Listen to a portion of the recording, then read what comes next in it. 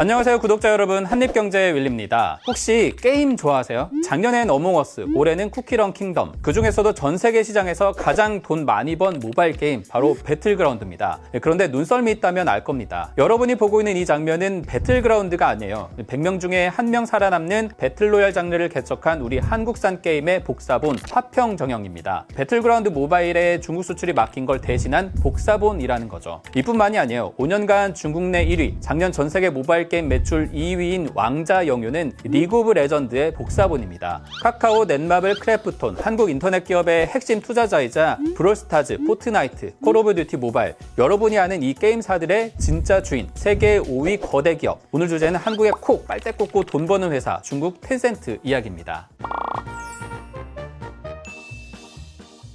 텐센트는 전 세계 인터넷, 게임 기업들에게 공생관계이면서 공공의적인 그런 회사입니다. 범오락이라고 해서 된다 싶은 스토리, 게임, 만화, 드라마, 영화 다 사들이려는 포식자이면서 동시에 이런 전략으로 중국 시장에서 수익을 안겨주는 안정된 파트너, 문지기 역할을 하고 있기 때문이죠. 이런 시장을 개척한 인물은 세계 부자 순위 17위, 중국 최고 부자 마화텅입니다. 중국의 혁신적 사업가 마윈이 선생님 출신이잖아요. 그래서인지 발언도 거침없이 하지만 중국 정부의 낙인이 찍혀서 회사 가치 내리막입니다. 그런데 마화텅은 달라요. 공무원, 해운사 사장 출신 아버지 따라서 선전에서 자란 관료 2세, 부유한 집안 출신에 계획된 대로 딱 정해진 말 외엔 인터뷰도 잘 하지 않습니다. 원래 마화텅은 선전대를 나와서 무선 호출기 시장에 취직한 평범한 공대생이었어요. 그런데 회사에서 이스라엘 스타트업이 개발한 ICQ를 접하고선 공동 창업자 장주둥과 함께 이걸 개선한 버전으로 창업한 게 지금의 텐센트입니다. 사실상 중국어로 메신저를 번역한 수준이지만 때마침 중국 차이나텔레콤이 인터넷망을 확장하며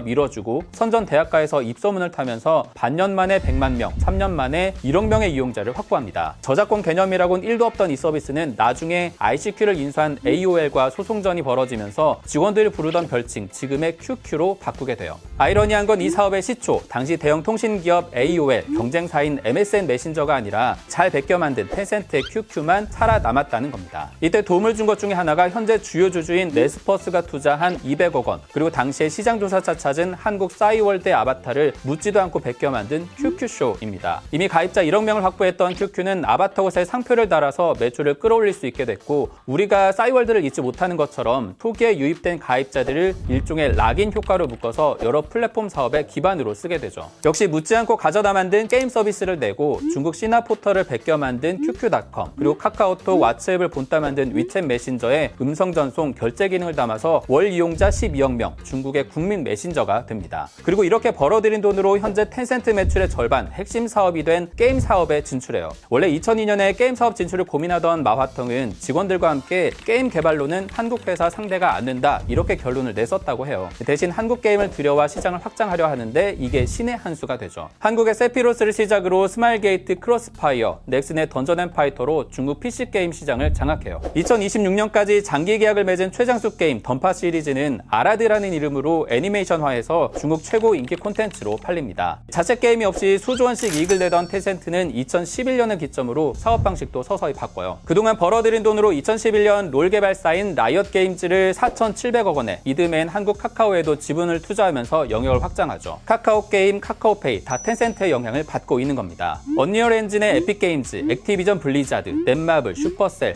옛 블루홀에 차례로 투자하면서 판호 문제로 손발이 묶인 한국 게임사들의 빈자리를 차지하기 시작합니다. 텐센트는 여기서 그치지 않아요. 더 싸게 스토리텔링, 저작권을 가져다 쓸 수 있는 한국 웹툰에도 손을 대고 있고, 얼마 전에는 한국 신생 게임 개발사를 인수한다라는 결정 때문에 게임업계 주가를 움직이기도 했습니다. 텐센트의 투자 방식은 까다로운 중국 자본을 상대해야 하는 신생 기업에게는 너무나 매력적입니다. 하지만 투자 회사를 차려 지분을 대고 경영권을 지켜주는 대신에 중국 규제에 맡긴 해당 서비스를 가져다 쓰는 것에는 거침이 없어요. 오죽하면 실리콘밸리 견제 1순위에 오르고 중국 알리바바, 시나닷컴에서도 마화텅은 혁신을 보여준 것이 아니다, 베끼게 황제다 비판을 받을 정도입니다. 결정적으로 이 회사도 중국 공산당의 손에서 자유롭지 못해요. 2018년에 이미 중국이 거대 IT 기업에 대한 규제 움직임을 보이고 인기 게임인 왕자영유를 하다가 청소년이 숨진 일까지 벌어지면서 사업 구조를 크게 바꾸게 되죠. 이때 시작한 것이 바로 알리페이 베끼기입니다. 소규모 결제, 앱 서비스 안에 다른 앱 상점을 드리는 방식으로 그동안 게임 부문에서 벌어들인 만큼 금융 부문을 키우는 중이죠. 덕분에 작년 한 해 매출만 27% 증가 증가한 83조 원, 영업이익률만 30%가 넘습니다. 코로나 시국에 주가도 급등해서 삼성전자보다 큰 회사가 됐습니다. 마화텅, 텐센트를 평가할 때 꼭 따르는 말이 혁신적인 모방이라는 말이에요. 스스로 베낀 걸 부정하지는 않거든요. 하지만 모방으로 포장해 전 세계에 자본을 뿌리고 블리자드가 홍역을 치른 것처럼 중국을 비판하지 못하게 하는 핵심 역할을 하는 회사이기도 합니다. 얼마 전 반독점으로 중국 당국의 마화텅 CEO가 불려갔는데 텐센트는 앞으로 인터넷 감독 규정에 협력하는 가운데 장기적인 발전을 모색하겠다고 발표했어요. 언뜻 겸손한 경영자의 공생할 줄 아는 기업 같아 보이지만 길들이는 진짜 주인이 따로 있는 회사. 현재로서는 막강한 자본과 힘을 가진 이 중국계 기술 기업을 빼고 이 시장을 공략할 방법은 없습니다. 텐센트의 기업 가치가 계속해서 더 오르는 이유이기도 하죠. 이걸 알고 있는 우리 IT 기업들은 이 시장에서 주도권을 지키고 생존할 방법을 앞으로 찾아낼 수 있을까요? 오늘 한입경제는 여기까지입니다. 또 만나요.